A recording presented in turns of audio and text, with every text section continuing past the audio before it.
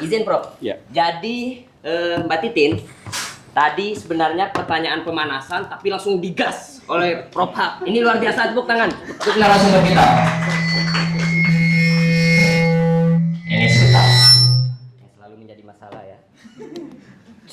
Nah, tadi itu sebenarnya Mbak Titin pertanyaan pemanasan yang Langsung nanti panas. habis pertanyaan moderatornya sudah dijawab semua. Nanti bingung lagi mau tanya apa. Sudah dijawab semua. Izin berikutnya ke Mas Widodo. Tadi kita tahan dulu, Prof. Oh ya, Prof Amir. Permintaan beliau. Iya. Pakai dua lagi. Pertanyaan yang sama, apakah ilmu hukum itu setuju nggak sebagai sui generis supaya ada perspektif dari teman-teman? Baik, terima kasih. Assalamualaikum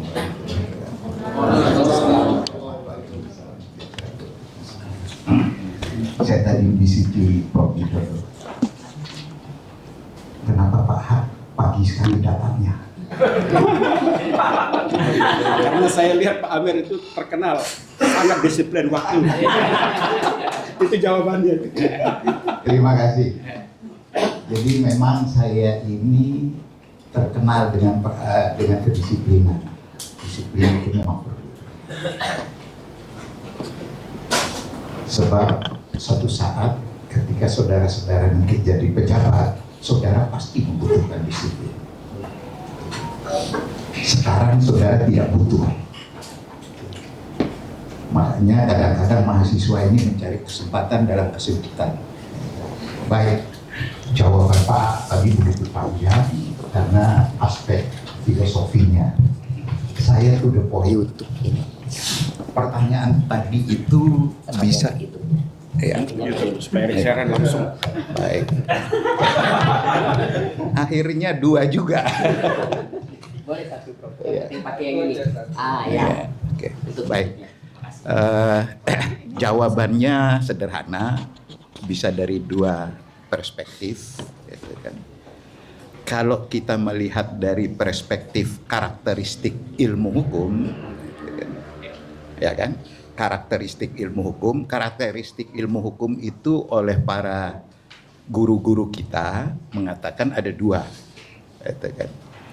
Ilmu hukum itu adalah ilmu terapan dan ilmu hukum itu adalah yang satunya saya lupa itu preskriptif dan terapan. Kalau kita bertumpu pada pendapat itu maka kita akan mengatakan ilmu hukum adalah sui generis. Itu jawabannya. Tetapi kalau kita bertumpu pada pendapat yang mengatakan hukum adalah ilmu terapan atau law in action, maka itu adalah bukan sui generis. Itu yang kedua. Yang ketiga, kenapa kita belajar metode penelitian hukum? Kita tidak belajar metode penelitian. Nah, itu dia. Metode penelitian itu hanya untuk ilmu-ilmu eksak dan ilmu-ilmu sosial. Kita tidak masuk di situ, lalu kita belajar yang namanya metode penelitian hukum. Kalau dari situ, maka kita akan mengatakan ilmu hukum adalah sui generis. Betul. Jadi itu dia. Prinsipnya sederhana, tergantung daripada sudut pandang kita. Gitu loh. Kalau kita mengatakan sudut pandang kita adalah law in books, maka ilmu hukum adalah sui generis. Itu kan penelitiannya normatif tadi, Titin tadi sudah mulainya. Persoalannya kita di dalam praktek, kita para mahasiswa dan sebagian yang belajar ilmu hukum, kita mau belajar penelitian empiris, tapi kita tidak paham metodenya. Itu persoalannya gitu loh. Akhirnya kita mengatakan penelitian kita empiris, tapi metodenya normatif. Banyak pengalaman ini, Pak Dr. Hak dengan Prof. Widodo, pengalaman. Saya sering menguji. Mahasiswa mengatakan, kami melakukan penelitian tentang langkah-langkah jaksa. Ya, dalam melakukan pengembalian kerugian keuangan negara. Terus yang ditanya Kajati. Loh, yang menangani perkara korupsi Kajati enggak? Berarti nanti menjadi opini, itu loh. Sama ketika kita menanyakan kenapa pencuri melakukan pencurian, tanya Kapolsek. Kan salah. Yang ditanya kepada pencuri, kenapa Anda mencuri? Gitu loh. Kalau ditanya Kapolsek, jawabannya nanti faktor internal, faktor eksternal. Pasti jawabannya itu. Loh iya kan? Nah ini saya katakan ketika kita melakukan atau memilih, ini kan kita sedang memilih ini. Iya. Memilih apa kita melakukan penelitian atau ilmu hukum adalah ilmu empiris atau ilmu hukum adalah ilmu normatif. Jadi itu yang perlu. Kemudian yang kedua, kita sering mencampur aduk. Sayangnya saya tidak bisa menampilkan slide saya tentang ini kajiannya Prof. Widodo. Ilmu itu kan bisa dikelompokkan ke dalam dua kelompok besar. Ilmu teoritik dan ilmu terapan. Nah, lalu ilmu hukum berada di mana? Ya kan? Ilmu hukum berada di mana?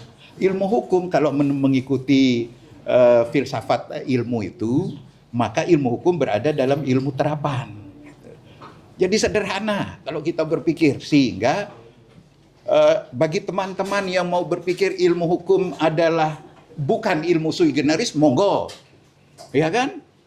Bagi teman-teman yang mengatakan ilmu hukum adalah ilmu sui generis, monggo gitu loh. Supaya ilmu hukum ini berkembang. Gitu loh. Cuman yang penting kalau kita sudah memilih, kita harus konsisten. Konsisten. Jangan kita ambigu. Kita memilih ilmu hukum adalah non sui generis, tapi pikiran kita adalah sui generis. Satu kelemahan kita di sarjana hukum ini, kita malas membaca. Itu kelemahan kita. Sering mahasiswa saya melakukan penelitian terhadap undang-undang yang sudah tidak berlaku. Loh itu artinya kan malas baca. Iya. Gitu loh. Tapi supaya mahasiswa ini tidak terhambat, akhirnya kita berupaya, ya sudah, Anda melakukan penelitian terhadap undang-undang yang sudah out of date. Tapi cara judulnya yang kita rubah supaya dia tidak melakukan penelitian kembali. Itu namanya kita menerima pendapat dia, tapi meskipun dia tidak membaca buku. Jadi satu, untuk debat ini jangan kita memaksakan kehendak kita. Iya. Itu prinsipnya. Saya terus terang, setiap saya sidang, hakim-hakimnya selalu bertanya, ini kedisiplinan. Siapa ahlinya? Prof. Amir katanya, sidangnya tepat waktu. Loh iya. Iya. Tepat waktu. Saya pernah sidang di Tipikor di Mataram ini. Apa katanya hakim? Tumben Pak, hakim pengadilan Tipikor kami bersidang jam 9 pagi katanya. Karena jaksanya saya sudah tekan. Kalau Anda tidak datang jam 9 pagi, saya pulang. Karena Anda punya panggilan ini jam 9. Jadi begitu jam 9 tidak ada, termasuk yang ini tadi, saya tunggu di sana. Saya sudah datang lebih awal. Hampir saya pulang tadi. Saya tanya mana Pak Amir ini saya. Oke, baik. Nah, itu ya. 5 menit akan datang saya Untuk pulang. besaran tahan dulu Prof. Amir. Disimpan dulu Prof. Amir. Ya, silakan. Pak Titin, artinya baru kita mendengar dua narasumber ini, belum ada yang kayaknya ini tergantung perspektif. Apakah kalau mau sui generis silakan, yang nggak sui generis silakan. Itu tadi dari saya tangkap dari dua narasumber. Kita dengar yang satu lagi, Mbak Titin ya, Mas Widodo. Ya. Kira-kira bagaimana soal sui generis dari sifat ilmu hukum? Iya. Belum tampak perdebatannya ya. Masih pengantar, masih pemanasan. Memang ini bukan debat sebetulnya, kuliah umum ini. Ya, tapi ilmu berkembang Iya. itu karena perdebatan. Bagaimana Aristotle mendebat pikiran Plato, gurunya. Nah, begitu juga saya ini murid Pak Amir dengan Pak Hak. Saya muridnya. Karena kuliah saya 7 tahun. Jadi, walaupun Pak Hak itu kakak kelas saya, karena Pak Hak cum laude lulus 4 tahun dan saya adik kelas lulus 7 tahun, beliau sempat mengajar saya. Jadi 2 begawan ini adalah guru saya. Baik. Yang pertama, soal apakah hukum itu sui generis atau tidak. Prof. Amir tadi sudah membedakan. Karena karakter dan jenisnya yang tersendiri yang membedakan atau berbeda dengan ilmu-ilmu lain. Sehingga ia tidak bisa dimasukkan dalam ilmu formal maupun ilmu empiris. Begitu ya. Seharusnya kita menjelaskan dulu apa ilmu formal dan apa itu ilmu empiris dan apakah memang benar ilmu hukum tidak berada di 2 rumah atau 2 imperium tadi. Kalau kita hanya mengatakan bahwa ilmu hukum adalah sui generis karena berbeda dengan ilmu-ilmu empiris, berbeda dengan sosiologi, berbeda dengan antropologi misalnya, itu menjadi diskusi kita menjadi dangkal. Mengapa? Karena itu sama dengan membedakan, misalnya warna abu-abu bukan termasuk kita mengatakan berbeda atau kita membedakan dengan warna hitam dan putih sehingga kita mengatakan abu-abu adalah sui generis karena tidak bisa dimasukkan warna hitam atau putih. Padahal mungkin saja warna abu-abu itu merupakan kombinasi atau sintetik dari warna putih dan warna hitam. Apalagi kalau mengatakan misalnya ada satu guru besar di dalam bukunya di metode penelitian hukum dan pengantar ilmu hukum mengatakan bahwa ilmu hukum sui generis karena tidak suka atau tidak menyukai sosiologi, antropologi karena dikhawatirkan mengkontaminasi kemurnian ilmu hukum. Kalau kita tidak menyukai warna hitam dan putih, kita mengklaim abu-abu itu sebagai sui generis yang berbeda dengan hitam dan putih, itu tidak punya makna signifikansi apapun. Seharusnya kita menjelaskan bagaimana historisitas diskursif, bagaimana asal-usul ilmu hukum sehingga menjadi ilmu yang sui generis. Bagaimana secara epistemologi, mengapa ilmu hukum itu berpisah dengan ilmu-ilmu yang lain. Jadi kita harus menjelaskan secara epistemologi. Kita harus mempunyai argumentasi epistemologi. Tidak cukup hanya dengan klaim secara ontologi. Jadi kita harus menjelaskan dulu ilmu-ilmu formal yang a priori dan ilmu-ilmu empiris yang a posteriori. Ilmu-ilmu formal misalnya di situ ada ilmu-ilmu formal itu mengandalkan logika, kebenarannya kebenaran koherensif. Metode penalarannya itu deduktif. Misalnya, ia tidak membutuhkan sebagaimana ranah empiris yang harus dengan observasi. Dia cukup mengandalkan logika, mencari kebenaran koherensi. Apabila sebuah proposisi dianggap atau sebuah proposisi itu secara koheren sama dengan proposisi sebelumnya yang dianggap benar atau yang dianggap sebagai kebenaran yang mapan. Kalau 2 ditambah 3 sama dengan 5, itu nggak perlu diamati, nggak perlu kita misalnya harus meletakkan 2 botol ditambah 3 botol. Cukup bahwa itu secara koheren, itu logis. Bahwa segitiga, jumlah segitiga misalnya, itu 180 sudut-sudutnya itu 180 derajat. Nggak perlu di. Jadi lalu kebenaran korespondensi di situ adequatio re et intellectus. Sebuah proposisi baru dianggap benar apabila berkorespondensi dengan kenyataan, sesuai dengan realitas. Sehingga kita perlu melakukan pengamatan. Apakah misalnya, kalau besi itu dipanaskan, apakah memang benar-benar memuai? Sehingga penalarannya atau metode pencarian kebenaran korespondensinya secara induktif. Mestinya kita mulai dari sini dulu. Kalau yang koheren atau yang ilmu formal tadi, misalnya, karena mengandalkan kebenaran koheren dan konsistensi logis, misalnya, kalau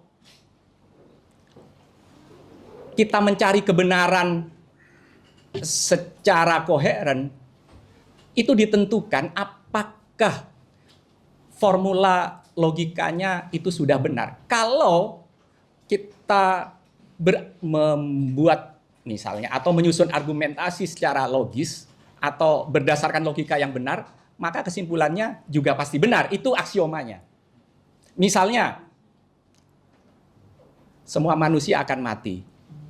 Widodo adalah manusia, maka Widodo akan mati. Logis. Tetapi ketika formula logikanya keliru, maka kesimpulannya keliru. Misalnya, semua kambing berjenggot. Widodo berjenggot, maka Widodo adalah kambing. Premisnya keliru. Tidak bisa dibandingkan antara premis mayornya dengan premis minornya. Sehingga konklusinya itu kebenaran koherensi. Nah pertanyaannya, apakah hukum itu berada di dua rumah ini? Nah, kan begitu ya. Kalau kita lihat, misalnya, tadi klaimnya bahwa karakter ilmu hukum adalah normatif, sehingga membedakan dengan ilmu-ilmu lain. Sehingga kita sebut sebagai sui generis. Apakah kemudian dia masuk di rumah ilmu formal atau di empiris? Kita sekarang perlu klarifikasi, kita jernihkan. Apa yang disebut normatif itu? Kalau kita tanya ke mahasiswa, apa metode penelitiannya? Normatif, Pak. Mengapa? Ya, supaya mudah, Pak. Karena yang diteliti hanya undang-undang. Ini salah kaprah. Yang melihat normatif itu hanya law as it is written in the books. Padahal apa yang disebut normatif? Itu pertama. Apa yang disebut normatif? Norma. Objeknya norma. Apa yang disebut norma? Kita bandingkan dengan ilmu-ilmu empiris, misalnya ilmu fisika. Karena turunan dari ilmu empiris itu ilmu-ilmu alam, di bawahnya juga fisika, ilmu sosial, dan juga ilmu humaniora, supaya jelas. Kalau ilmu formal itu matematika dan logika. Nah, kalau misalnya dalam ilmu fisika, kalau benda ini saya lepaskan, kira-kira dia jatuh kemana? Kita coba. Ternyata memang jatuh ke bawah. Kalau saya ulang-ulang, dia akan secara ajak sama, dia akan jatuh. Artinya, kebenarannya adalah kebenaran ajak. Tingkat prediktibilitasnya, kepastian yang punya derajat yang tinggi. Sementara misalnya, Kota Mataram, Pemkot membuat peraturan daerah. Larangan merokok di ruang publik misalnya. Apakah semua orang pasti mematuhi? Apakah pasti semua orang tidak merokok di ruang publik? Coba saya tanya. Apakah pasti? Ada yang mematuhi dan ada mungkin lebih banyak yang tidak mematuhi. Itulah kenapa di norma hukum atau yang disebut kita normatif, tidak selalu, tetapi umumnya disertai dengan sanksi. Mengapa? Supaya dipatuhi. Ada sanksi di dalam norma pun, itu pun masih dilanggar. Itulah kenapa di dalam norma hukum atau di dalam apa yang disebut normatif, ada wederrechtelijk atau dan onrechtmatig dat. Perbuatan melawan hukum dan perbuatan melanggar hukum. Kenapa? Karena norma hukum itu bisa dilanggar. Berbeda dengan hukum alam dalam ilmu-ilmu alam. niscaya, keniscayaannya itu lebih pasti, derajat kepastiannya itu lebih tinggi. Kalau ini ternyata saya lepaskan tidak jatuh ke bawah tapi melayang-layang ke atas, saya tidak akan dikenakan sanksi. Justru kawan-kawan mengapresiasi saya sebagai tukang sulap. Artinya, itu satu hal. Ya, berarti apa yang dikatakan oleh Prof. Amir soal normatif memang berbeda dengan ilmu empiris. Tetapi pertanyaannya, apakah kemudian ketika, ini kan klaim ya, bahwa ilmu hukum itu sui generis, lalu menutup pintu kerjasama dengan ilmu-ilmu lain. Kan begitu ya? Nah, pada abad ke-19 sampai abad ke-20, dalam perkembangan ilmu pengetahuan, baik ilmu alam, ilmu sosial, maupun ilmu humaniora, itu membangun tembok pemisah. Pendekatan interdisipliner, kerjasama antar ilmu, itu dianggap cinta terlarang. Sehingga pendekatannya monodisipliner. Ya karena memang kepentingan industrialisasi dan pasar yang mematangkan, mendorong para ilmuwan terpecah-pecah, dicacah-cacah dalam spesialisasi. Karena memang pasar membutuhkan keahlian. Bahkan dalam hukum pun kan dicacah-cacah lagi. Ada perdata, ada hukum pidana, ada hukum ATN. Yang perdata masih dipecah lagi, ada hukum bisnis dicacah lagi, ada hak atas kekayaan intelektual, apa dan sebagainya. Kan gitu ya. Karena memang pasar membutuhkan seperti itu. Nah, memang di satu sisi melahirkan para ilmuwan yang spesifik punya keahlian tinggi untuk memenuhi kebutuhan pasar. Tetapi persoalannya, ilmu pengetahuan tidak selalu selaras dengan kebutuhan pasar. Itulah yang kemudian mengapa para ilmuwan lupa kembali pada komitmen ilmu itu sendiri. Kalau Pak Hak tadi mengatakan misalnya orang hukum itu lupa bahwa hukum untuk manusia bukan hukum untuk hukum. Kan begitu ya? Itu seringkali lupa.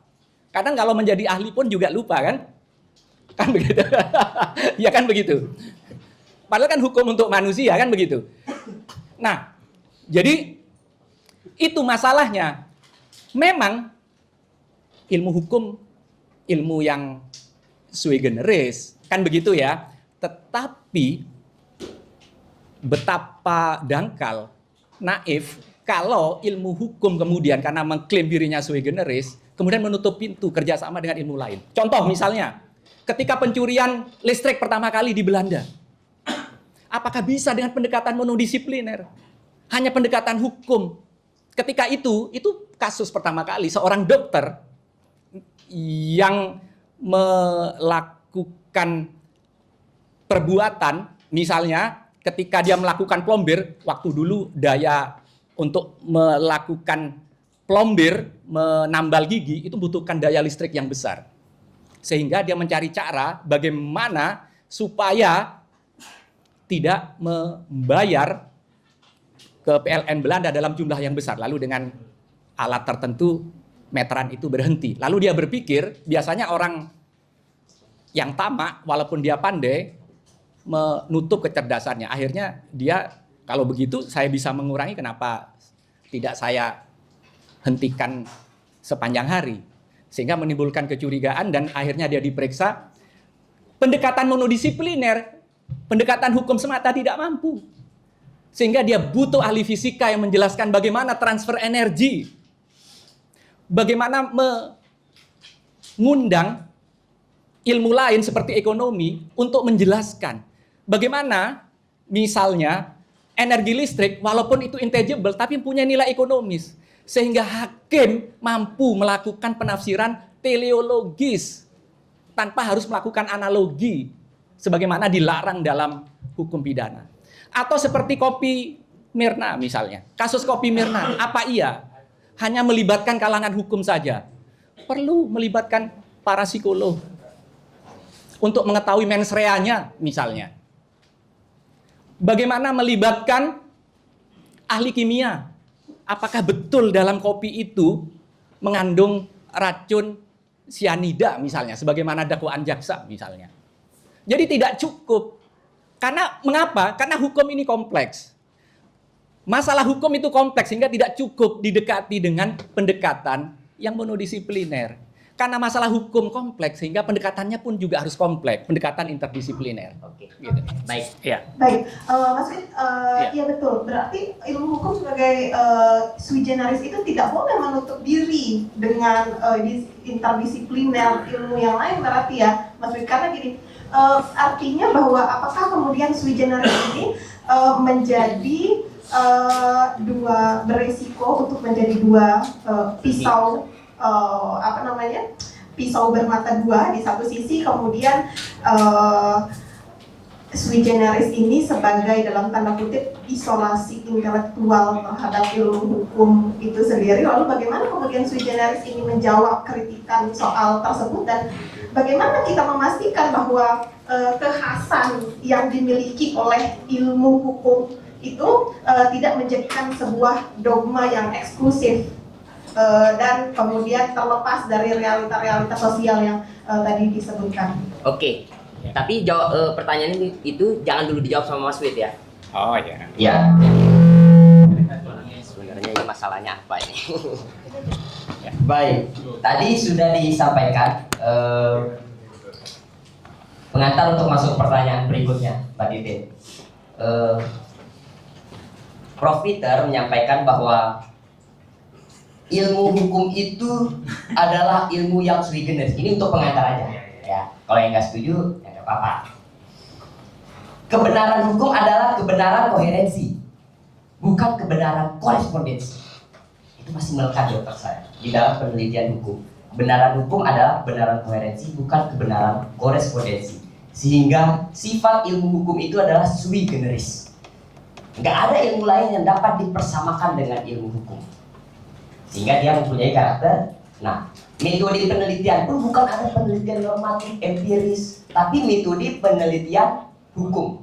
Berangkat dari apa yang disampaikan oleh Mbak Titin tadi, apakah bisa kemungkinan akan menjadi pisau bermata dua? Kira-kira bagaimana, Pak Prof. H? Silakan. Wonderful. Nah, Silakan. Langsung ditancap. thank you. Jadi ini menarik sekali ini. Saya sudah melihat ini arahnya, arah diskusi. Tapi yang menarik, poinnya itu sebetulnya tadi ada kata kunci ya, yang kita lihat bahwa kalau saya melihat perkembangan ilmu pengetahuan itu sebetulnya mengarah pada adanya yang kita sebut dengan convergence. Convergence itu. Saya salah satu orang yang percaya bahwa di dalam melihat kebenaran itu tidak bisa dilihat dari satu sisi. Ya. Bagaimana mungkin kita berbicara tentang the truth kalau kita bicara dari sisi yang tidak kita lihat? Hah? Seperti ini misalnya. Anda pasti bersumpah tidak ada angka di sini. Saya bersumpah juga, saya melihat angka di dalam dari perspektif saya.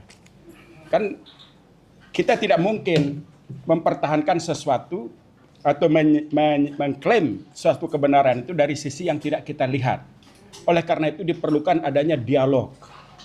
Makanya ini tepatnya sebetulnya dialog tentang apa yang sesungguhnya kita maksud dengan the truth of the law itu. Ya, bukan persoalan hukum itu sui generis atau non sui generis, tapi saya melihat pendapat yang mengeksklusifkan hukum itu jelas tidak dapat dibenarkan dalam konteks kekinian, karena ini persoalan epistemologi. Saya menjelaskan berulang-ulang di dalam berbagai perkuliahan, baik di program S1, S2 maupun S3. Cara berpikir Mauesians itu sebetulnya cara berpikir normatif, tetapi dia tidak menutup kemungkinan, tidak menutup ruang ada pendekatan sosiologi, antropologi, sejarah, bahasa dan lain sebagainya itu di luar dogma kalau kita bicara tentang cara berpikir hukumnya Mauesians, itu kan dia menyusun pada 4 layers, 4 gradasi. Jadi praktek hukum yang terjadi di dalam kehidupan kita itu hanya valid apabila divalidasi oleh dogmatika hukumnya. Dogmatika hukum itu adalah norma-norma, aturan-aturan yang berlaku. Nah, dogmatika hukum itu hanya valid apabila didasarkan atau divalidasi oleh metateorinya, yaitu teori hukumnya, sampai kepada tataran filsafat. Nah, di sini memang hakim itu harus melakukan assessment terhadap case-nya itu dengan mengacu kepada dogmatika dan kekuatan teori hukum dan landasan filosofisnya. Tetapi untuk menjelaskan bahwa dia tidak bisa mengekskludkan ilmu-ilmu lain itu keniscayaan itu. Tidak mungkin dia mengekskludkan seperti yang tadi dicontohkan ya oleh Mas Wedi tentang kopi Mirna. Itu kan tidak mungkin kita mengabaikan peran dari lembaga lain atau institusi lain. Makanya saya katakan, tetapi itu hanya bisa difungsikan sebagai complementary instruments dalam memberikan potret tentang the truth itu. Nah, beberapa tahun yang lalu, sebetulnya tepatnya ini tahun 1943, itu ketika Norbert Wiener itu mengembangkan teori cybernetik gitu sebetulnya. Dia melihat cybernetik itulah yang menginspirasi Tucker Parsons itu di dalam mengkonstruksi teorinya tentang structural theory of structural functionality. Bahwa hukum itu hanya subbagian dari subsistem kehidupan yang lain. Ada subsistem budaya, ada subsistem sosial, kemudian politik dan ekonomi. Nah, informasi yang paling besar itu dia katakan itu budaya itu memberikan informasi yang paling besar dalam pembentukan pola sampai dengan, tetapi energi yang paling besar itu adalah ekonomi tadi dalam pembentukan struktur tadi. Dan lalu di mana fungsi hukum? Hukum itu disebut sebagai fungsi integratif, mengintegrasikan seluruh kepentingan ya agar dapat menjamin sistem sosial itu bisa bertransformasi.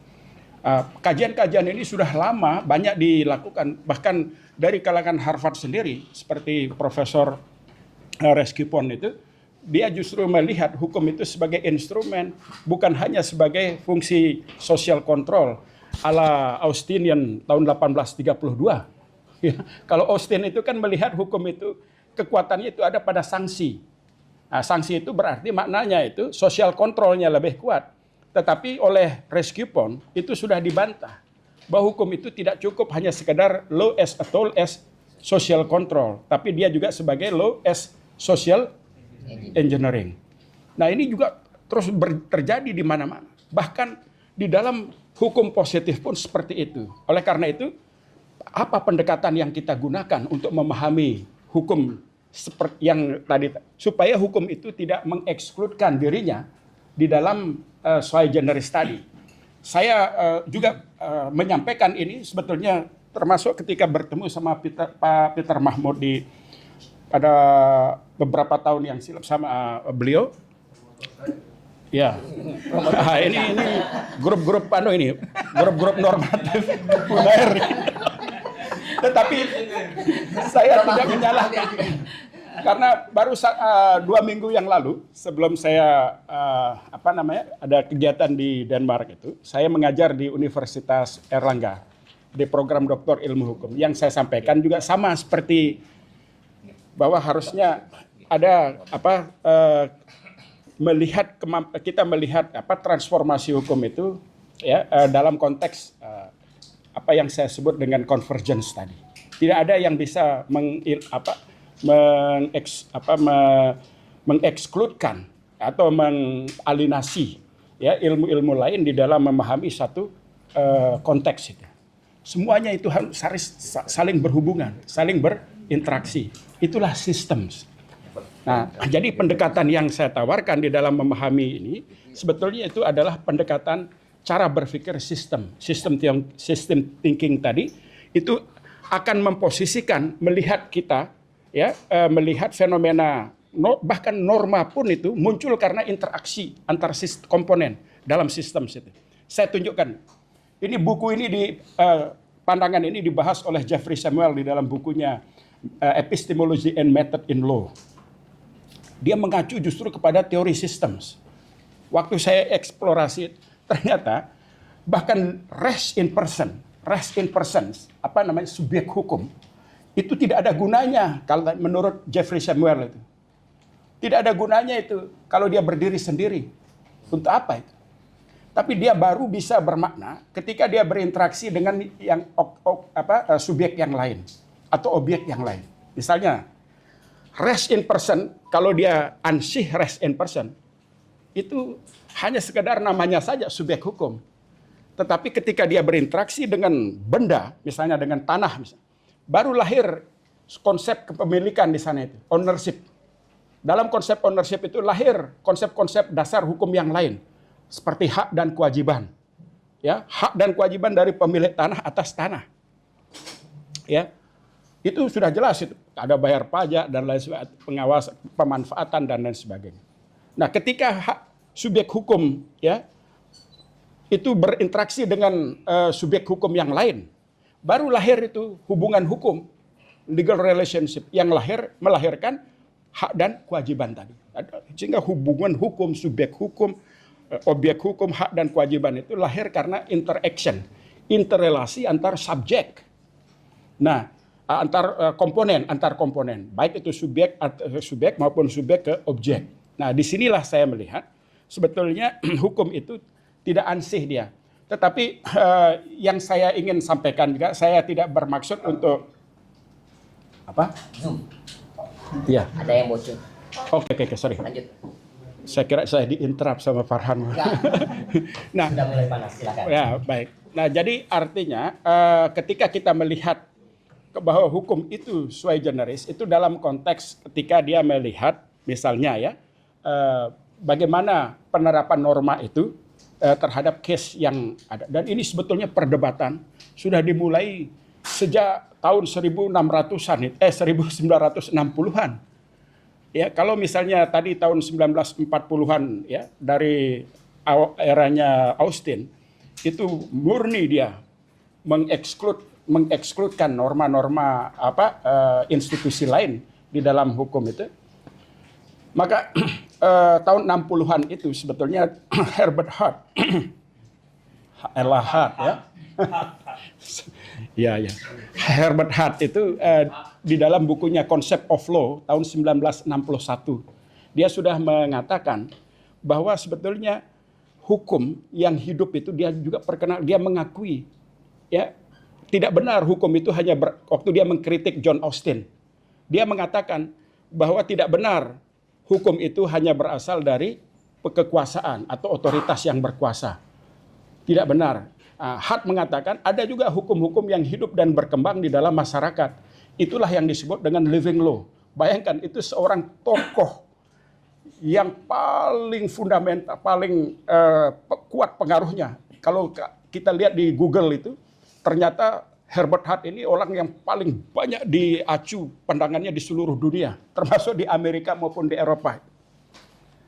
Itu mengakui bahwa, dan dia itu tokoh utama dalam legal positivism generasi kedua setelah Austin. Dialah yang mengatakan bahwa living law itu juga hukum.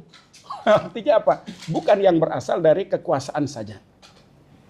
Nah, di dalam perkembangan berikutnya yang modern, awal abad ke-20, di situ ada namanya Scandinavian Legal Realism. Scandinavian Legal Realism itu menggunakan pendekatan non-hukum. Padahal dia sebetulnya tokoh-tokoh hukum juga. Seperti Alf Ross, Viktor Senait. Itu orang-orang yang sangat kuat pengaruhnya di dalam legal realism Scandinavian. Apa itu cirinya? Ciri dari Scandinavian Legal Realism itu menggunakan pendekatan yang sangat logis, yang rasional. Dia menolak asumsi-asumsi yang sifatnya hipotetis atau yang sifatnya mitos. Mitos itu kalau ini mengacu kepada pandangan dari dua pandangan ahli filsafat ilmu, ya, perdebatan antara Karl Popper, perbedaan antara Karl Popper dengan Thomas Kuhn di dalam cara menemukan kebenaran. Thomas Kuhn berpendapat bahwa ilmu pengetahuan itu, kebenaran itu dapat ditemukan melalui proses paradigm tadi, perubahan paradigm. Sementara Karl Popper itu melihat perkembangan ilmu pengetahuan itu melalui akumulasi, ya, sampai adanya falsifikasi. Jadi metode falsifikasi itu adalah metode kebenaran yang datang paling akhir dan membantarkan kebenaran yang selama ini dianggap benar. Misalnya ketika Anda mengatakan preposisi bahwa angsa itu berwarna putih, itu adalah benar sampai Anda menemukan ada angsa lain berwarna hitam. Nah, ini satu model. Dan itu terus begitu. Nah, ketika kita melihat hukum ini, kebenaran dalam konteks hukum positif dalam eranya Austin itu sebetulnya terbantahkan itu tahun 1961 bahwa hukum itu tidak cukup hanya sekedar apa yang disebut dengan hukum law in book tadi. Ya, tapi hukum itu juga harus ada dimensi yang walaupun pandangannya Hart itu sendiri sebetulnya seorang positivis murni yang mengatakan bahwa semua ide itu hukum tadi itu ditransformasi ke dalam dua tahap. Jadi apa yang dia sebut dengan primary rules dan apa yang dia sebut dengan secondary rules. Nah, primary rules itu adalah nilai-nilai yang meletakkan kewajiban moral itu untuk berpikir dan bertindak atau bersikap itu. Yang mengatur. Nah, sedangkan yang secondary rules itu adalah proses atau prosedur ya di dalam di dalam membadankan nilai-nilai yang diatur dalam primary rules. Disitulah yang dikatakan kenapa hukum itu memiliki metode sendiri di dalam memformulasikan normanya tadi melalui tahap primary rules dan secondary rules. Dia tidak sama dengan ilmu yang lain seperti sosiologi, antropologi. Memang di situ dalam konteks ketika hukum itu ditransformasikan dalam bentuk undang-undang, maka dia harus melalui proses tadi. Nah, di sini di dalam perkembangannya, saya melihat Hart sendiri sebetulnya dia tidak menegasikan adanya moralitas, kecuali ada muridnya, penerusnya Hart itu bernama Joseph Rush.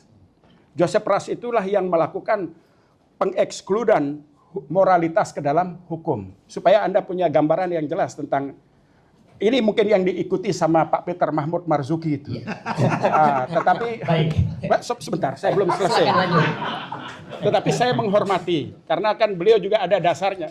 Bukan yang di pendapatnya Pak Margarito Kamis ini ya. Kalau Margarito Kamis itu hanya menyebut untuk membenarkan Gibran menjadi wapres. Tapi saya jelaskan itu ada kekeliruan substantif di sana itu. Karena dia memposisikan seolah-olah hukum yang sudah dibuat oleh Mahkamah Konstitusi menjadi tak terbantahkan. Kita hanya melaksanakan pendapat siapa itu. Dia katakan itu pendapatnya, kalau saya tidak salah itu, waktu Joseph Rush itu, dia mengacu selalu begitu. Padahal Joseph Rush itu tidak pernah mengatakan seperti itu. Saya jelaskan sedikit. Yang dimaksud oleh Joseph Rush di dalam persoalan bagaimana dia mendemarkasi antara moralitas dengan norma, itu sebetulnya karena dia khawatir ya di dalam tataran post factum, ini yang saya sebutkan, di dalam penegakan hukum itu ada namanya pra factum, itu dalam tahap pembentukan hukum. Ketika norma itu dibentuk melalui proses interaksi, melalui proses politik, dan kita sepakat bahwa larangan jangan membunuh, jangan mencuri, jangan menghina orang, jangan mencelakai orang. Itu adalah nilai-nilai moral. Nah, nilai-nilai moral yang ditransformasi ke dalam hukum itu merupakan kesepakatan. Ketika dia menjadi hukum, hakim itu yang melaksanakan, ini baru saya katakan post factum, ketika sudah diundangkan, itu dalam tataran post factum. Hakim yang melaksanakan undang-undang itu tidak boleh menafsirkan berdasarkan subjektivitas moralnya. Itu yang dimaksud. Bukan dia memisahkan antara moral dengan norma. Kalau itu dalam proses pembentukannya, semua kongres atau para pembentuk undang-undang di level eksekutif dan legislatif itu sepakat bahwa ini adalah aturan yang harus dibadankan, walaupun nilai-nilai itu, moralitas. Itu tidak dikesampingkan oleh Hart. Dan tidak dikesampingkan oleh Rush juga. Buktinya Hans Kelsen sendiri mengakui bahwa moralitas jangan membunuh itu ajaran moral, tapi kenapa di dalam aturan hukum itu menjadi barang siapa yang menghilangkan nyawa orang lain, baik dengan sengaja maupun tidak sengaja, akan dihukum sekian. Itu artinya proses pembadanan moralitas. Kalau di dalam bahasanya Joseph Sandels, Michael Joseph Sandels, seorang filosofer juga di Harvard University, itu dia mengatakan moralitas, bukankah norma-norma hukum itu merupakan kodifikasi moral? Bukankah norma-norma hukum itu merupakan kodifikasi nilai? Itu yang dia katakan. Jadi seluruh dunia itu sebetulnya sudah melihat tidak ada pertentangan atau tidak ada perbedaan kecuali Margarito Kamis ini yang punya pendapat berbeda ini. Dia mengatakan harus, dan Yusril juga, saya ingat Yusril mengatakan bahwa moralitas itu, kode etik itu harus dipisahkan dengan etik yang dia maksud. Karena kode etik itu dibentuk oleh lembaganya. Itu ajaran mana itu? Kalau kode etik itu sudah bertentangan dengan etik, ya seharusnya dia menjadi self-invalidate norms. Itu terminologi baru yang harusnya dia paham. Ketika norma dibentuk atas dasar kebohongan, itu dia bukan tidak memerlukan lembaga lain untuk melakukan invalidasi teratasnya. Tapi dia melakukan self-invalidate norms. Self-invalidasi itu artinya membatalkan dirinya sendiri. Karena apa? Karena dia tidak memiliki kecukupan substantif untuk berdiri sebagai sebuah norma. Ya, substantif insufficiency dalam norma itu tidak ada. Bagaimana mungkin? Sekarang saya tanya kepada Anda semua ini. Bolehkah kita membuat norma itu dengan dasar kebohongan? Hah? Boleh. Apa yang dilakukan oleh MK itu sudah jelas. Bohong. Ya, dia mengatakan bahwa orang ini berbohong. Dan dia dihukum dengan hukuman etik berat.